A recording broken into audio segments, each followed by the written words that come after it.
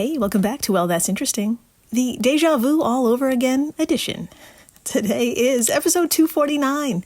Researchers gave drugs to spiders just to see what would happen, and superb starlings and their superb friendships.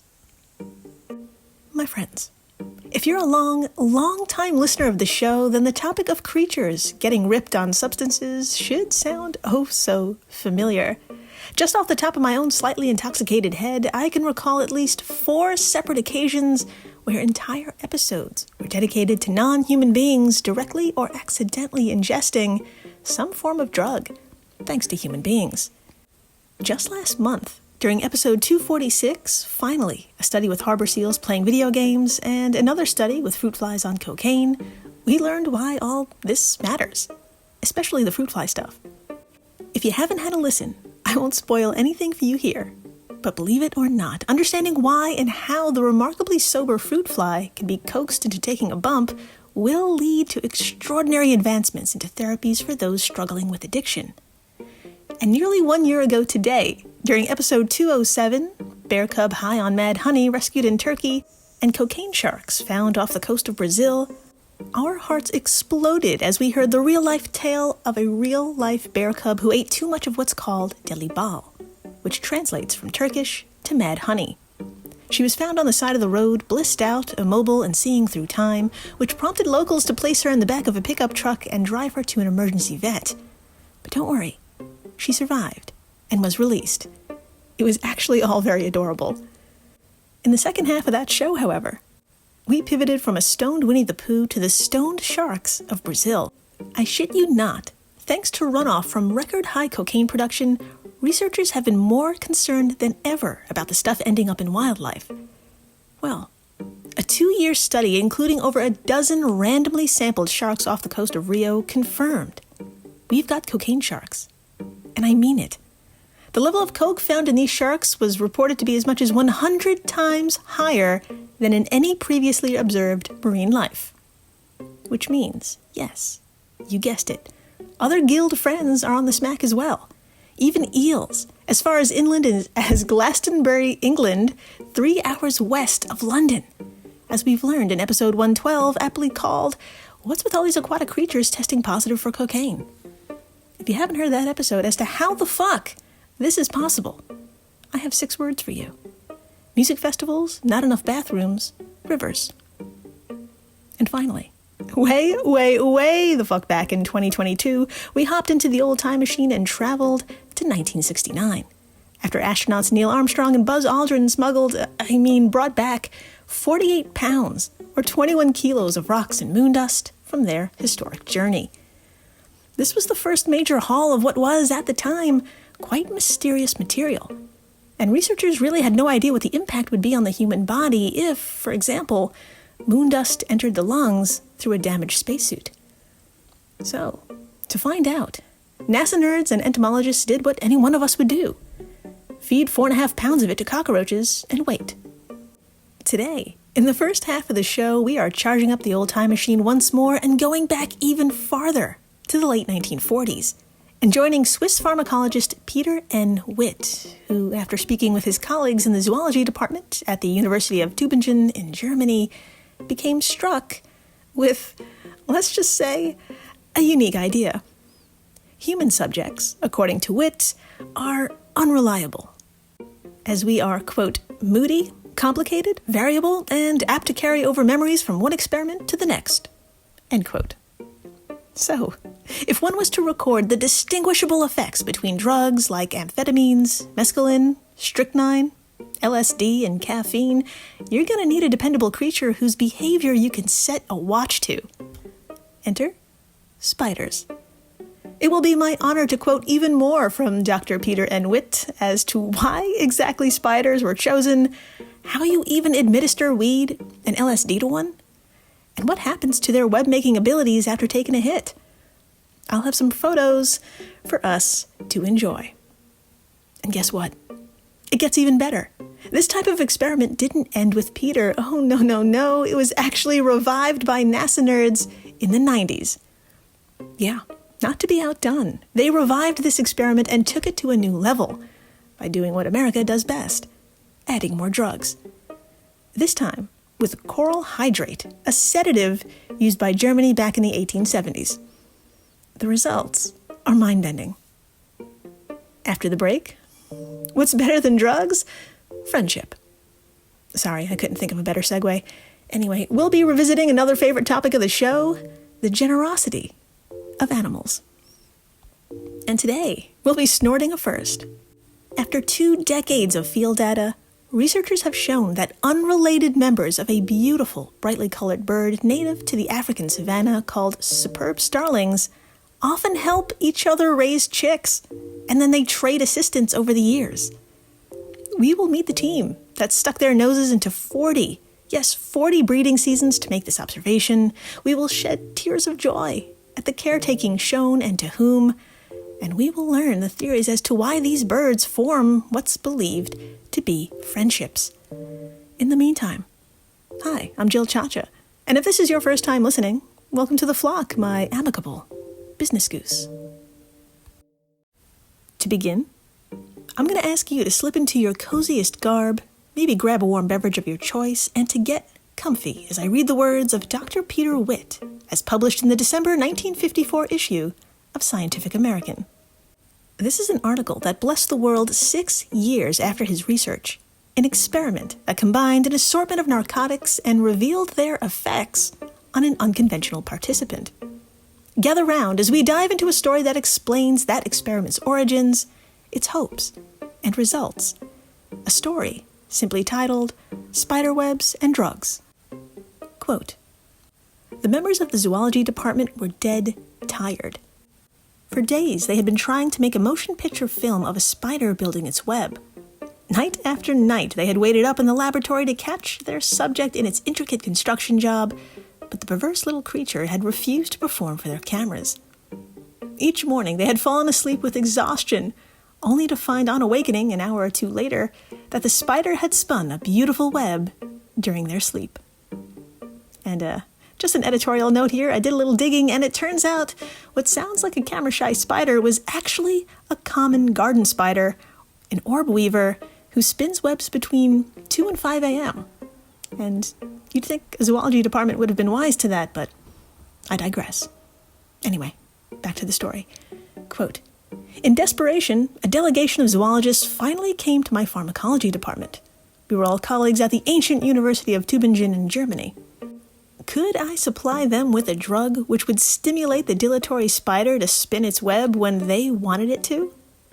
As it happened, the zoologists found me in a mood of despair that matched their own. I had been experimenting with various drugs to try and find out whether they differed in their effects on human beings. My test drugs, marijuana, mescaline, morphine, scopolamine, benzodrine, had evoked wonderful responses in my subjects. Fantastic dreams, weird visions and color, laughter, tears, and all sorts of emotions. But the experiment failed to yield any answer to my question about specific differences among the drugs. Naturally, I pointed out to the zoologists that I had not the slightest idea how the drugs would affect the spiders. Nevertheless, I gave them samples of several drugs to try. The next morning, my zoology friends returned with news which, though rather disappointing to them, was highly exciting to me. The drug they had administered to the spider had not accelerated its performance, but it had caused the animal to spin a web of a strange shape never before seen. I at once decided to transfer my experiments from human beings to spiders. Human subjects are moody, complicated, variable, and apt to carry over memories from one experiment to the next. Spiders promise to be much simpler subjects for testing the effects of the drugs on the central nervous system. Furthermore, they might yield information which could be put to practical use. If spiders responded differently to different drugs, they would afford an easy test for identifying a small amount of an unknown drug, for instance, in cases of accidental or deliberate poisoning. Fortunately, Professor Hans M. Peters and his colleagues in the zoology department had given much study to the web building of spiders, including the web's geometric shapes, and we joined efforts in what was to prove a fruitful collaboration. To begin at the beginning, let's see why and how spiders built its web." End quote. Well, fuck. Let's pause here for a second. What a ride this has been so far. It's 1948, a year in which nothing happened. Except the serendipitous event of struggling researchers who decided to join ranks and change course together, focusing now on getting spiders high. But to actually see if they got jazzed, they needed a baseline. What does the average sober web look like? And how is it made? Well, lucky for us, I found audio of Dr. Beth Mortimer, a Royal Society University research fellow and leader of the Animal Vibration Lab, of a different zoological department at the University of Oxford.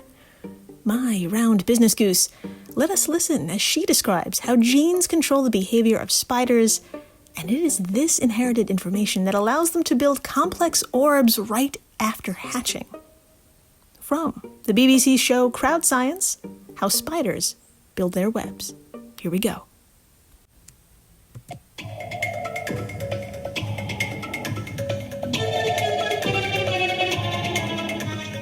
It's encoded in their genes, so you can see it as a set of kind of algorithms that are leading to a particular output. So they've got a set of behavioural rules, if you like, that they use to generate their web. Even hatchlings from many species can build webs straight away. They don't rely on learning from other spiders. The first thing that an orb-weaving spider needs to be able to do is to have basically one thread that is going across space. They'll then need to make a Y shape. So they'll go to the middle, attach another silk fibre and pull it all down into a Y shape. They can then build what's called mooring threads. And they'll also build structural threads. These are the threads that basically go around the outside. They'll bring some silk through into the middle and attach it into the centre. They'll then spend the majority of their web building time then slowly laying down this capture spiral. So they lay this capture spiral from the outside then to the centre of the web. The web is now nearly complete. But what they do right at the end is that they'll actually remove the centre of the web, eat it up, and they actually lay down then a new centre of the web, which we call a hub, and they'll fine-tune the tightness of each one of the radial threads, and they're then ready at the centre where they can sit and wait for prey.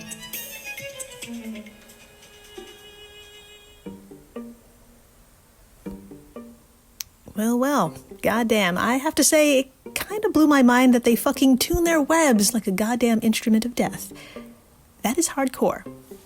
And speaking of which, I have some photos for you that you're not going to want to miss, so please drop whatever instrument of death it is you're holding and pick up your phone.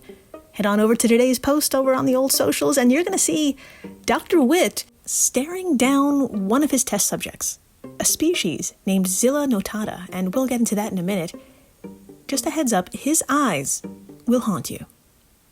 In the next photos, for reference, there's a lovely diagram of a sober spider making a web and a photo of Zilla, a solitary orb-weaving spider that inhabits areas of Europe, specifically the homes of Europeans. So yes, if you're in Europe right the fuck now, not only am I jealous, but you will probably have a Zilla near you. So go ahead and check your walls, fences, and window frames. That's where you'll find them. And to confirm it's a Zilla, just take a look at its bulby butt. There's a leaf-like mark. Go ahead, it likes when you look. Anyway, back to Witt, who, being in Europe himself, simply coaxed several Zilla out of his garden by tapping on their web with his own tuning fork. After scooping them up in a brown paper bag, each was released onto its own personal aluminum frame, where their web would be photographed for analysis. But in 1948, this task would turn out to be more of a pain in the ass than you think, thanks to the limited technology at the time.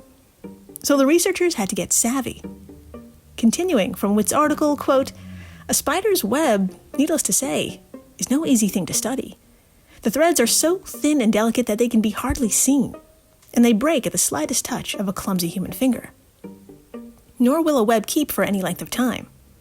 Because the gossamer threads are difficult to photograph, even with the best modern camera, H. Hohmann in Germany conceived the excellent idea of thickening the threads by dusting them with a material that does not bother the spiders.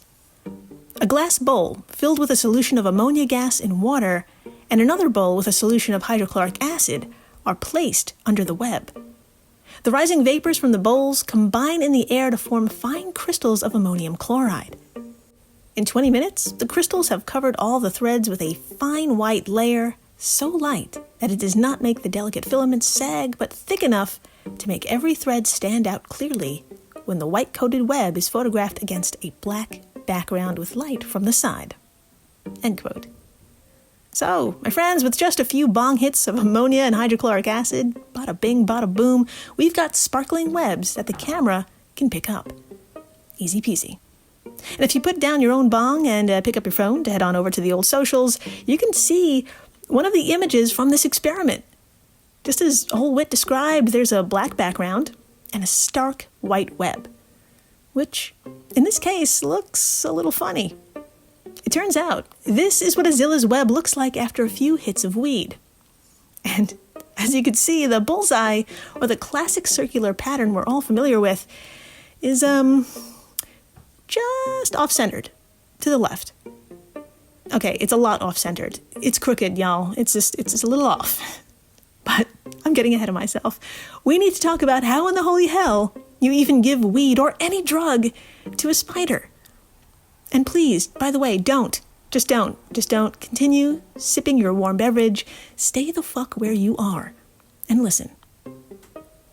As with photos, Wit and the gang had to get just as innovative, admitting, quote, to administer drugs to spiders without alarming them took a little doing. After many experiments, one of our medical students, Dieter Wolf, found a convenient way. A fluid containing the drug, sweetened with sugar to conceal the drug's taste, is injected into the hind part of a fly, where the spider is accustomed to tap the juices. The fly is cut in half, but the spider is lured to it by a tuning fork simulating the vibrations of its wings. Spiders apparently find the taste of the sugar delicious, for they have taken every drug offered this way. End quote. Yeah, my friends, amphetamine, mescaline, strychnine, LSD, and caffeine were baked, if you will, into an edible. And believe it or not, Wit was right. Each substance led to a distinctive change in the spider's web-building behavior, affecting its size and shape. Under the influence of weed, webs were a bit off, but otherwise pretty close to the original and really functional. From here, however, it's all downhill. Amphetamine, a central nervous system stimulant drug, led to, quote, a spiral which has the usual overall shape, but tends to zigzag like an unsteady walker, end quote. Witt goes on to suspect that this hyperactiveness causes the spider to, quote, lose its ability to locate precisely the points at which it should fix its spiral, end quote. It's as though it lost the ability to concentrate, which is wild, but not as much as LSD. As reported by James Felton of IFL Science, in high doses, to no one's surprise, the drug was disruptive to the point where some spiders abandoned their webs altogether, which, side note, I can't even imagine looking down and seeing that you have 8 legs while on LSD. I would stop functioning too. Anyway, at lower doses, the complete opposite occurred. They produced these complex 3-dimensional webs that were impressive to look at, but totally failed at effectively alerting them to captured prey. It was a beautiful tangle, if you will, but kind of forgettable compared to the influence of caffeine, which was simply a monumental clusterfuck. Yeah, caffeine, of all the drugs. So please, drop your LSD and pick up your phone, tap on today's post on the old socials, and swipe through until, well, you know what? I think you'll know when you see it. Yeah, my friends, if you stopped swiping on what looks like a web that's been torn up, you're right. You landed on the right photo. This is not a recognizable web. It's full of randomized strands tied together by other strands at various points. Now, on one hand, this could be interpreted as the visual manifestation of what your heart feels like after one too many cups. But on the other, what may actually be happening here, unbeknownst to Wit, but known to us thanks to advancements in chemistry, is that caffeine can do severe damage, and even unalive animals that need the neurotransmitter octopamine, a category of creatures that includes spiders where octopamine can be found in their central nervous system. So caffeine may actually be undoing the spider, which is causing this kind of distressed web production. And one can argue that is kind of the point. Although not directly applicable to humans, this experiment offered a valuable insight into the neurological impacts of drugs on a living organism. Witt and the gang succeeded in showing the world each drug has a signature effect on spiders. But alas, in the article, Witt signed off with a concession. 1, he had no idea what exactly is going on inside the spiders to explain these results. And 2, earlier in his article, if you recall, his additional goal was to use these spiders as a way to test for specific drugs in people. Nowhere did he explain how these drug tests would be designed or conducted, so I did a little searchy search. And boy howdy, let's just say it's organic. In an interview with Mike Pearl of Vice, Linda Rayer, an entomologist at Cornell who studies spider behavior, explained, quote, Witt was into the idea that if you could feed the blood of people on various drugs to spiders, those spiders would build very drug-specific webs, end quote. Needless to say, spiders getting scrambled on human blood didn't work out, and honestly, didn't need to, as the world eventually gave birth to technologies that could narc on you with nothing more than a urine sample.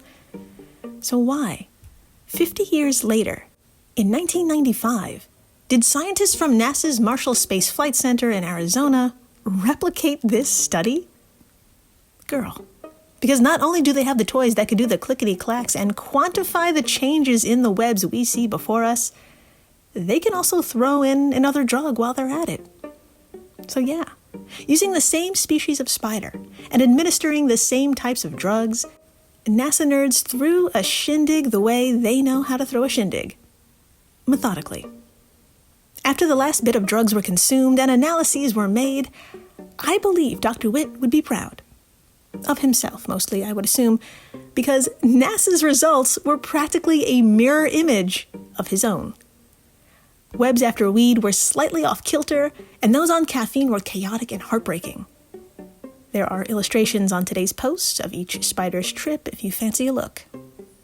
Speaking of which, the newly introduced drug, coral hydrate, a sedative used in Germany in the 1870s and used as a sleeping pill in, you guessed it, the United States until the mid-20th century.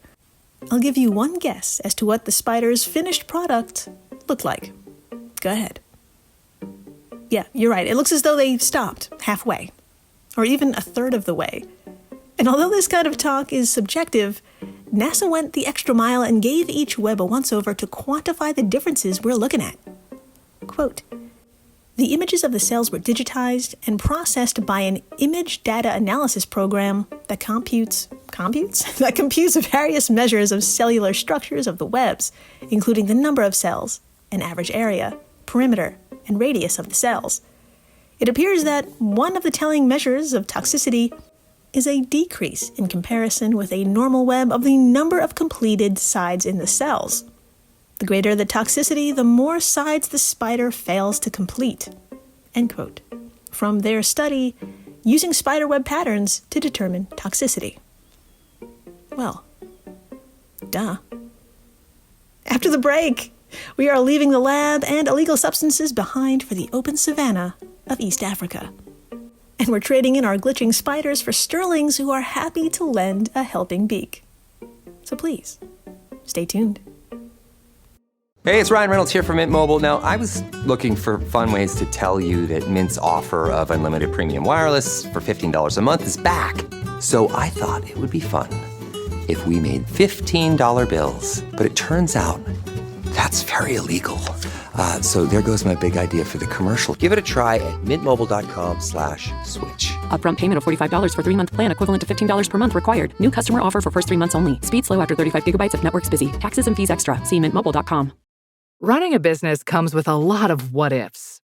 But luckily, there's a simple answer to them. Shopify. It's the commerce platform behind millions of businesses, including Thrive Cosmetics and Momofuku, and it'll help you with everything you need. From website design and marketing to boosting sales and expanding operations, Shopify can get the job done and make your dream a reality. Turn those what-ifs into... Sign up for your $1 per month trial at shopify.com/special offer. And we're back. We are so back.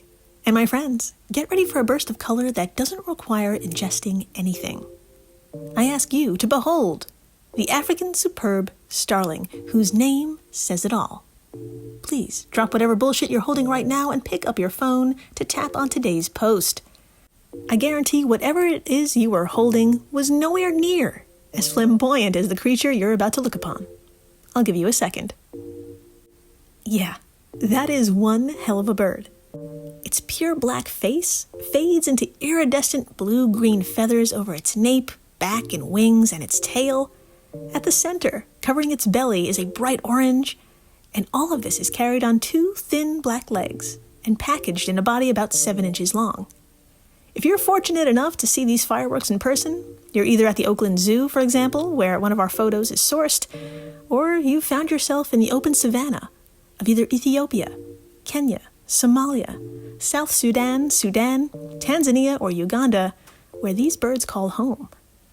Here they spend their days searching for insects, berries, fruit, and seeds, and returning to a flock of about 40 or so birds, consisting of a mixed family group, or unrelated starlings, from other flocks who are welcomed in.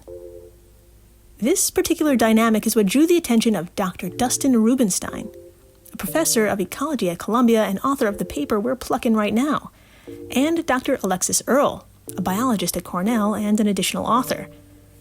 Being ever so curious and a proper ecologist, Dr. Dustin first asked the question, why the fuck are these birds hanging out? And second, how long is this going to take me? Well, luckily for us, Dr. Dustin not only loves these bright little fuckers, but has the patience of a saint. Since the early 2000s, he spent 20 years on and off again in Kenya's savannah, recording thousands of interactions between hundreds of starlings and collected DNA to examine their genetic relationships. After 27 seasons worth of data, which included 40 breeding seasons, Dr. D felt this immersive long-term study was complete and headed on back to the lab where Dr. Alexis, then a graduate student, was like, shit, you need me to crunch all these numbers and cross-check all these relationships? Girl, I got you. After pairing behaviors and interactions with birds and comparing their genetic relationships, what was found was pretty shocking. Up to 16, quote, helper birds would assist a given set of parents in rearing their chicks during one of the 2 breeding seasons per year. And although many of those helper birds were genetic uncles or aunts, or even younger siblings learning the parental ropes, others included completely unrelated starlings who swooped in to help feed offspring or to scare off predators, which is no small feat. Females lay between 2 to 5 blue-green eggs at a time, and they're at risk during incubation, which can take up to 2 weeks. And then it takes an additional month for those chicks to grow into proper members of the flock themselves. That is wild. But the most mind-blowing of all is when the next breeding season approached, several months later, the roles reversed. Now freed up, those parents became helpers to these unrelated starlings. And this pattern repeated for 40 breeding cycles. And yeah, I can see your expression from here. I think you're thinking, well, this seems like a smart thing to do to survive in the wild. But more than that, to not only accept help, but to provide it. Back and forth, year after year, this sounds almost like something friends do. If this crossed your mind, you're not alone. Dr. E went on to say in an interview with Asher Elbin of the New York Times, quote, the starlings are consistently investing in the same preferred social partners over their lives. To me, that sounds like friendship, end quote. So, are you crying? Are you crying? Yeah, it's okay, me too. And as for why this might be happening, well, it's because this kind of friendship certainly pays off. Dr. D followed up by noting that birds who live in larger groups tend to live longer, and they tend to produce more offspring over their lifetime. one can't help but see the parallels with the, quote, evolutionary trajectory of humans. A lineage of sociable, cooperatively breeding apes also forged on the savannah. End quote. Yeah, there's a lesson in here somewhere about how strong relationships are built from providing help or some shit, and maybe we lost that. Maybe one day we humans will be superb once more. And thank you for listening, rating, subscribing, telling your friends about drugs. But it's not the conversation they're expecting at all. Take out your phone, show them all the webs, and then, you know, they'll love it. They will absolutely love it. Tell them about these superb starlings and their fucking friendships. Yeah. And then compare your friendships to their friendships. And, I wouldn't tell your friend where they can improve. A colorful thanks to the folks over at Airwave Media, the podcast network to which WTI belongs. If you love this show, and you do, you love the other podcasts in this family. And please, stay interesting.